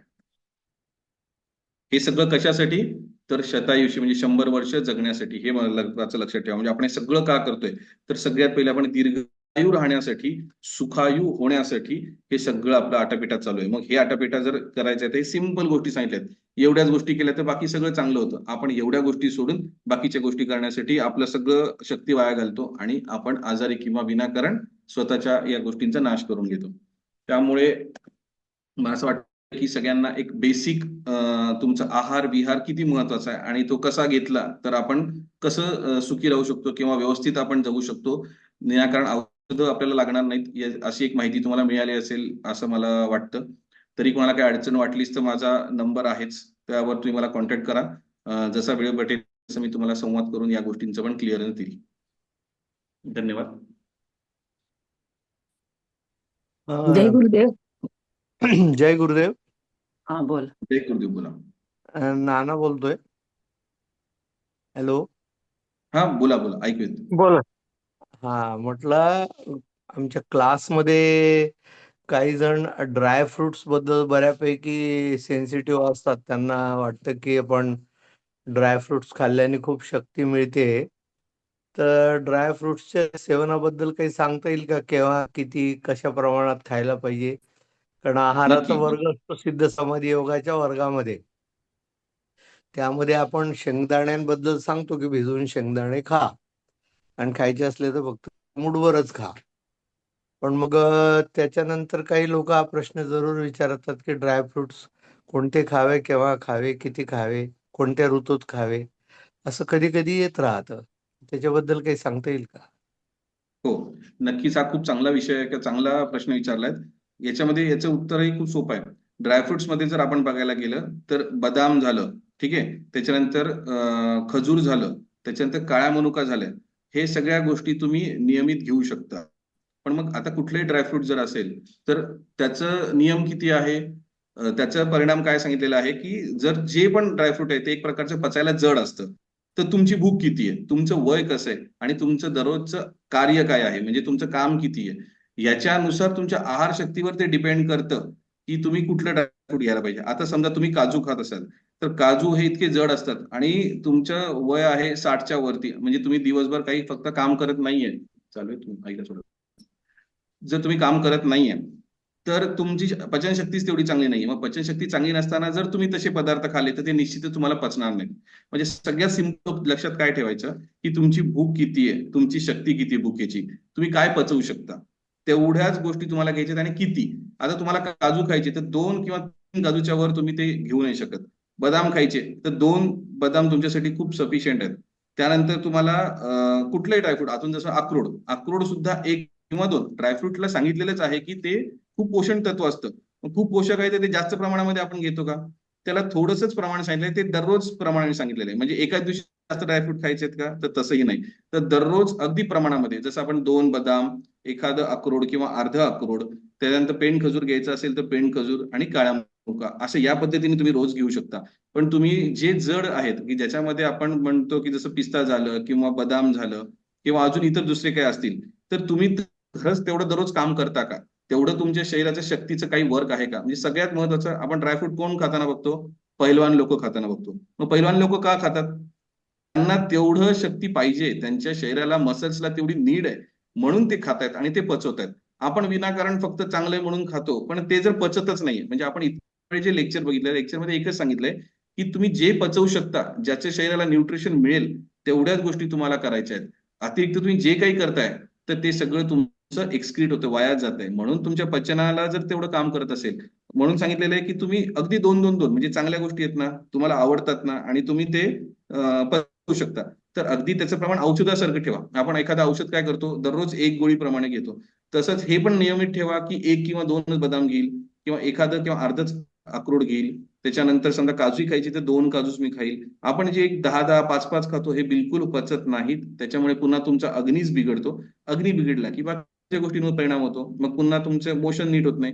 म्हणून ड्रायफ्रूट हा विषय तर एवढा आहे ना, की त्याच्यात न्यूट्रिशन खूप आहे, पण ते न्यूट्रिशन आपल्याला किती लागते तेवढंच तुम्ही घ्या, आणि ते किती पचवू शकतो, हे त्याच्यावरचं सगळ्यात सोपं उदाहरण आहे किंवा त्याचा आन्सर आहे. मी क्लासमध्ये असं सांगतो लोकांना की तुम्हाला जर खायचे असतील तर 2 पेक्षा जास्त खाऊ नका. अगदी सकाळी खा. ज्या वेळेला तुम्ही लवकर उठलेले असता, चहा तर प्यायला सांगतच नाही, आपण चहा बंद ठेवायला सांगतो. आणि आपल्याकडे धनेपूड आणि जिरेपूड याचं गुळाचं कषाय करून प्यायला सांगतो आपण SSI च्या क्लासमध्ये. तर कषाय हे नियमित पिलेलं चालेल का? म्हणजे ज्याच्यामध्ये चहा पावडर ऐवजी धनेपूड असते आणि जिरेपूड असतं आणि गुळ असतो, हे उकळलेलं असतं काड्यासारखं, आणि हे रोज प्या असं आपण सांगतो क्लासमध्ये. आणि बरेचसे लोक ते पितात पण, त्याला कषाय म्हणतो आपण SSI क्लासमध्ये. किंवा मग त्याला ऑप्शन म्हणून आपण रागी सांगतो, नाचणीचं पिठाची पेज करून प्यायला सांगतो. तर या ज्या 3 गोष्टी आपण क्लासमध्ये सांगतो, याला कितपत योग्य आहे किंवा याच्यात काही बदल करायला पाहिजे का? तुम्ही जे आता सांगितलं ते चांगलं आहे. धने हे शरीरासाठी थंड असतात, जिरे हे दीपन पाचन काम करतात, आणि गुळ हा शरीराला एक प्रकारचं एनर्जी देण्याचं काम करतो. आणि ह्या तुम्ही तिन्हीचं कॉम्बिनेशन कशा स्वरूपामध्ये करत आहात, म्हणजे उकळून घेत आहात, तर ते हो. तुम्हाला चांगलंच काम करेल. याच्यामध्ये मी तुम्हाला एक सुचवेल, की ज्यांना सकाळी उठल्यानंतर अगदी फ्रेश वाटतं आणि ज्यांना सकाळी उठल्यानंतर भूक लागते असं जर वाटत असेल, तर त्यांनी हेच कषाय सकाळी घेण्यापेक्षा जेवण झाल्यानंतर घ्या. सकाळी घ्यायची गरज नाहीये. ज्यांना असं वाटतं की सकाळी उठल्यानंतर जड आहे, पोटामध्ये थोडंसं जडपणा वाटतोय, त्यांनी सकाळी सकाळी हा ज्यूस घ्या, जेणेकरून हे त्याला पचनाचं कार्य करेल. पण हेच कषाय तुम्ही जेवणानंतर घेतलात तर तो तुम्हाला दीपन पाचन, म्हणजे तुमच्या जेवणाचं पण पचन करण्यासाठी जास्त चांगलं काम करेल. मग सकाळी काय घ्यायला पाहिजे, तर एक साधं तुम्हाला सांगतो. रात्री झोपताना 1 ग्लास पाण्यामध्ये तुम्ही 1, 2, 3 किंवा 4 पेंड खजूर घालायचे आणि त्याच्यासोबत 15 काळ्या मनुका भिजू घालायच्या. काळ्या मनुका 15 आणि 3 एक पेंड खजूर एवढं 1 ग्लास पाण्यामध्ये भिजू घाला. सकाळी उठल्यानंतर ह्या पाण्यामध्ये कुस्करा, म्हणजे ते सगळं मऊ पडलेलं असतं, त्याला जस्ट क्रश करा आणि ते पाणी प्या. याच्यामध्ये काय फायदा होईल, तर हे रात्री भिजू घातल्यामुळे याला आपण हिमकल्पना म्हणतो. त्याचे गुणधर्म थंड होतात, म्हणजे शरीराला जे एक प्रमाण उष्णता अतिरिक्त वाढते ती उष्णता कमी होते. दुसरं, तुम्हाला हिमोग्लोबिन वाढण्यासाठी याचा खूप चांगला फायदा होतो. हिमोग्लोबिन म्हणजे काय, की शरीरामध्ये जे ऑक्सिजनेशन प्रोसेस व्हायला पाहिजे, म्हणजे हिमोग्लोबिन आहे तुमचं, पण ऑक्सिजन कॅरिंग कॅपॅसिटी जी रक्तामध्ये वाढायला पाहिजे ती याच्यामध्ये खूप सुंदर प्रमाणात वाढलेली असते, जेणेकरून तुम्हाला बरेचसे तुमचे याच्यातच निघून जातील. आणि सकाळी सकाळी एक काहीतरी जी घ्यायची भावना असते, काहीतरी खायला पाहिजे ही भावना असते, ती भावना पण तुमची याच्यामध्ये निघून जाईल आणि तुमचं पोट पण साफ राहील. म्हणजे एवढ्या एका ज्यूस मध्ये तुम्हाला तुमचे बरेचसे म्हणजे त्याच्यावर कार्य झालेले असतील आणि बऱ्याचशा तुमच्या गोष्टी याच्यामध्ये सॉल्व्ह होऊन जातील. आणि तुम्ही जो कषाय सांगताय तो कषाय खूप चांगला आहे. तो फक्त या याच्याने घ्या की तुम्हाला सकाळी सकाळी त्याची गरज वाटते का जेवल्यानंतर वाटते, कारण की हा कषाय दीपन पाचन कार्य करणारा आहे. हा तुम्ही जेवल्यानंतर जरी घेतलात तरी खूप उत्तम कार्य करेल, आणि सकाळी सकाळी घेतलात तर तुम्हाला काही हरकत नाही, चांगलंच आहे. आणि रेग्युलर जे रागी असतं म्हणजे नाचणीच्या पिठाची पेज करून पिणे हो. गूळ टाकून, बरं. तर हे एकदम रेग्युलर पिणं कितपत योग्य? म्हणजे माझे जे प्रश्न आहेत सगळे, हम्म. हे सगळे प्रश्न SSY च्या क्लासमध्ये SSY टीचर जे आग्रही राहतो, हम्म. हम्म. हे नाही, हे तुम्ही असं करा, म्हणजे त्यांची जी हम्म. दिनचर्या असते साधकाची, आणि मग आम्ही त्याच्यासाठी आग्रही राहतो, नाही तुम्ही हे असं करा. तर त्याला काहीतरी सायंटिफिक जोड यायला पाहिजे बोलण्याची, म्हणून मी तुम्हाला एक प्रश्न बरोबर. विचारते. ठीक आहे ना, ठीक आहे तर ना. आता हे रागी पण आम्ही सांगतो की रागी प्या म्हणून, म्हणजे नाचणीचं पेज करून, तर हे हम्म. रेग्युलर घेतलेलं चालेल का एखाद्याने? चहाच्या ऐवजी एक पीठ नाचणीचं पीठ टाकायचं 1 चमचा, त्यात थोडस गूळ टाकायचं, पाणी टाकायचं, उकळून ते प्यायचं. हे ठीक आहे. कितपत योग्य राहील? जसं रेग्युलर रेग्युलर पिणं हो कितपत हो हो, योग्य राहील? हे बघा, नाचणी पण काय आहे, शेवटी आपलं एक धान्यच आहे. जसं आपण रेग्युलर काय खातो, गहू खातो, बरोबर आहे, पोळी खातो, हा. त्यानंतर बरेच जण ज्वारी खातात. तसं नाचणी पण हे एक प्रकारचं तुमचं धान्यच आहे, आणि तुम्ही घेतायच किती, 1 चमचाभर. त्याच्यानंतर तुम्ही त्याच्यामध्ये गुळ घालताय. तर हे बिलकुल पण तुम्ही रेग्युलर दररोज जरी घेतलं तर तुम्हाला त्याचा काही हानिकारक नाहीये. समजा एखाद्याला वाटत असेल की मी हे रोज घेतल्यामुळे मला समजा कुठेतरी पचनाला तक्रार येते, माझं पोट जड होतंय, मला त्याचीच ढेकर येते, त्याचाच वास येतोय, असं जर वाटत असेल तर त्यांनी ते 3 दिवसातून करावं. शेवटी कुठल्याही गोष्टी कशा असतात माहिती का, प्रत्येकाला ते सहनच होईल असं नाहीये कुठलीही गोष्ट. त्याच्यामुळे प्रत्येकाने हे आपापल्या आहारानुसार ठरवायचं की दररोज घेणं चांगलं आहे, पण मी दररोज घेतल्यानंतर मला त्याचा खरंच तेवढं बरं वाटतंय का, की नाही मला कुठेतरी अनइझी वाटतंय, तर त्यांनी त्याचं हे गॅप वाढवावा. असं काहीच नाहीये की प्रत्येक गोष्ट सगळ्यांनी केलीच पाहिजे किंवा त्याच पद्धतीने केली पाहिजे. करायला सुरू करायचं, करायला सुरू केल्यानंतर तुम्हाला ते कितपत योग्य होतंय, तुम्हाला किती सहन होतंय हे बघायचं. होत नसेल तर त्याला गॅप करून बघायचं, किती दिवसामध्ये गॅप केला तर आपल्याला बरं वाटतंय, बस तेवढंच त्याच्यामध्ये करायचंय. अदरवाईज हे घेणं योग्यच आहे, काही त्याचा कोणाला त्रास नाहीये आणि फायदाच होईल अजून एक तुम्हाला. अजून एक प्रश्न असा आहे की छत्रपती संभाजीनगरमध्ये खूप मोठे आयुर्वेदाचार्य आहेत, नेवपूरकर म्हणून, कदाचित तुम्हाला नाव हो, माहीत असेल. आमचे आमचे सरच आहेत. हो.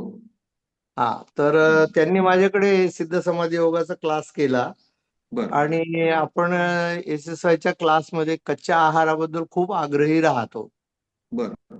तर माझी आणि त्यांची बऱ्यापैकी भेटही होत असते. तर ते त्याला थोडासा विरोध करतात, की ते म्हणतात की सगळंच कच्चं खाणं काही तेवढं असं बरोबर नाहीये. तर या संदर्भात पण थोडस जर तुम्ही बोललात तर जरा बरं राहील, कारण सगळे अगदी. ऐकणारे बहुतांशी SSY टीचरच आहेत आम्ही लोक. तर बरं. ते पण बरं. थोडं सांगा. ते त्यांचं म्हणणं असं नक्कीच. होतं की तुम्ही सरसकट जे सांगता की हम्म. सगळ्यांनी 100% कच्चा आहार खा, 100% नाही तर 50% तरी कच्चा आहार रोज खायलाच पाहिजे. तर त्यांचं म्हणणं असं होतं की अग्निसंस्कार झालेला आहार केव्हाही खाणं जास्त चांगलं आहे. तर याच्याबद्दल थोडस काही सांगता आपण येईल? आपण इतक्या वेळ बघा, हेच सगळं बघितलेलं आहे. याचं तुम्ही बेस समजून घ्या सगळीकडे जण. आपण काय सांगतो इतक्या वेळ, की हाच आहार किंवा हेच पदार्थ खा असं आपण याच्यामध्ये कुठंच सांगितलं नाही. आपण बेसिक काय बोलतोय प्रत्येक वेळा, आपल्या अग्नीवर बोलतोय, आपल्या भुकेवर बोलतोय. म्हणून मी बघा तुम्हाला जेवणाच्या वेळा पण काय सांगितल्या, तुमच्या भुकेनुसार तुम्हाला लागेल तेवढं. पाण्याचं पण काय सांगितलं, की तुम्हाला किती पाणी लागतं. म्हणजे प्रत्येक वेळा तुम्हाला म्हणजे काय, की तुमच्या शरीराला किती नीड आहे, तुमच्या शरीरामधला तुमचा अग्नी किती चांगला आहे. मग सरांचं म्हणणं तेच होतं तुम्हाला, की कच्चा आहार जे तुम्ही सांगताय प्रत्येक हा. वेळा, कच्चा आहार हा खूप चांगला आहे. कच्च्या आहारामध्ये तो प्रत्येकाला सहन होईल असं नाही. ज्याचा अग्नी मंद आहे त्याला तो आहार पचणार नाही. त्याला तो पचला नाही की पुन्हा त्याचं काय होणार आहे, अपचन झालं की न्यूट्रिशन मिळणार नाहीये, निघून जाणार आहे. म्हणून त्यांनी काय सांगितलं की जेवढा अग्निसंस्कार केला असेल त्याचा अर्थ असा आहे की समजा एखाद्याची भूक कमी असेल तरी सुद्धा तो त्याला पचायला हलका होऊन जातो आणि मग त्याला तो सहन होईल. तर सगळ्यात महत्वाचं काय करायचं, कुठल्याही गोष्टीचं जसं तुम्ही कच्चा आहार म्हणता तो पण तेवढाच चांगला आहे, अग्निसंस्कार केला तो पण चांगला आहे. मग याचं ना शरीरामध्ये कुठेतरी प्रमाण ठरवून घ्यायचं की समजा मी जसं म्हटलं की दुपारी तुमची भूक चांगली आहे तर तुम्ही दुपारी पूर्ण जेवण घ्या. मग याच्यामध्ये तुम्ही कच्चं जेवण घ्या, काहीच प्रॉब्लेम नाहीये. कारण का, तर ते तुमचं पचवणार आहे. पण रात्रीचं जे जेवण आहे ते हलकं कमी या पद्धतीनेच घ्या. मग अशा रात्रीच्या जेवणामध्ये तुम्ही कच्चे पदार्थ जास्त सेवन करू नका. कारण की रात्री भूक एकतर कमी असते, आपल्या शरीराच्या हालचाली कमी असतात, आपण लवकर झोपतो, मग तो ड्युरेशन कमी मिळतो पचन होण्यासाठी. म्हणून ह्या सगळ्या गोष्टी तुम्ही दुपारच्या वेळी घ्या. आणि प्रत्येक गोष्ट जसं तुम्ही म्हटलं ना, तुम्ही त्याचं हे करून द्या मोजमाप, की समजा सगळ्यांनी सरसकट समजा दररोज एक गाजर घ्यायला पाहिजे किंवा एखादं तुम्ही समजा बाकी जे काही तुम्ही कच्च्या आहारामधलं सांगता त्या गोष्टी एक तुम्ही करून द्या. पण त्यावर पण ते ऑप्शन काय ठेवा की हे तुम्ही एक 10 दिवस 7 दिवस सेवन केल्यानंतर जर तुम्हाला चांगलं वाटत असेल तर तुम्ही ते कंटिन्यू करा. जर तुम्हाला तिथे कुठे वाटत असेल की नाही मला पचनाला तेवढं फ्रेश वाटत नाहीये, मला पुढची भूक लागत नाहीये किंवा त्यांना विविध काही तक्रारी ते तुम्हाला सांगतील, तर अशा काही तक्रारी सांगितल्या तर त्यांचं प्रमाण कमी करून टाकायचं. कोणालाही असो, कुठलेही असो. जसं आपण म्हणतो कुठलीही गोष्ट चांगली आहे पण ती अतिरिक्त त्याच्या तब्येतीसाठी चांगली नाहीये. एवढीच कन्सेप्ट आपल्याला लक्षात ठेवायची आहे. म्हणजे तुम्ही कच्चा आहार जरी सांगताय तर काहीच प्रॉब्लेम नाहीये, पण कच्चा आहार नेमकंच त्याला खरंच सूट होतो का त्याच्या दिनचर्येनुसार. त्या माणसांची दिनचर्या कशी आहे एवढंच बघायचंय, त्यांना किती गरज आहे, त्या गरजेला पूर्तता काय करायची आहे. बस सिंपल, बाकी काहीच नाही. बाकी सगळ्या गोष्टी खूप चांगल्या आहेत, आपल्याला किती सहन होतात त्याच्यात ठरवणं महत्वाचं आहे. त्याच्यामध्ये माझ्या क्लासमध्ये जनरली मी हेच वाक्य सांगतो की आपल्या शरीराची शरीराचा जो आवाज आहे किंवा जे काही म्हणणं आहे ते ऐकायला शिका असं मी म्हणतो. अगदी आता बरोबर. अजून एक प्रश्न असा आहे की एक्सरसाइजचा क्लास बरेचसे जण करतात, पण त्यांचा जो पूर्वाश्रम असतो आयुष्यभर त्यांनी मांसाहार केलेला असतो. मासे म्हणा किंवा नॉनव्हेज म्हणा त्यांनी खाल्लेलं असतं किंवा अंडी खाल्लेली असतात किंवा अन्य काही मांसाहार खाल्लेला असतो. आणि आपण एक्सरसाइजचा क्लास केल्यानंतर त्यांना ते एकदम 100% बंद करायला सांगतो, ते करतातही. पण नंतरच्या काळामध्ये त्यांचं असं म्हणणं असतं की नाही आम्हाला ते खावं वाटतं तर आम्ही ते किती काळानंतर खायला पाहिजे किंवा कसं खायला पाहिजे किंवा मग अगदी पूर्णच बंद करायला पाहिजे का किंवा कधीतरी खाल्लं तर चालेल का, अशा प्रकारचे प्रश्न त्यांच्या असतात. तर एकदा मी मध्ये जगदीश हिरेमठांचं ऐकलं होतं तर त्यांनी असं म्हटलं होतं की आठवड्यातून एकदा तुम्ही खाल्लेलं चालेल. एकाने मग हा रेफरन्स दिला. तर मग अशा वेळेला आपण त्यांना काय उत्तर द्यायला पाहिजे की आपण तर क्लासमध्ये सांगतो की अजिबात खायचं नाही म्हणून. बरं, आता याच्यात बघा पुन्हा दोन गोष्टी आल्या की अजिबात खायचं नाही. तर हे तुम्ही दोन अनुषंगाने सांगताय.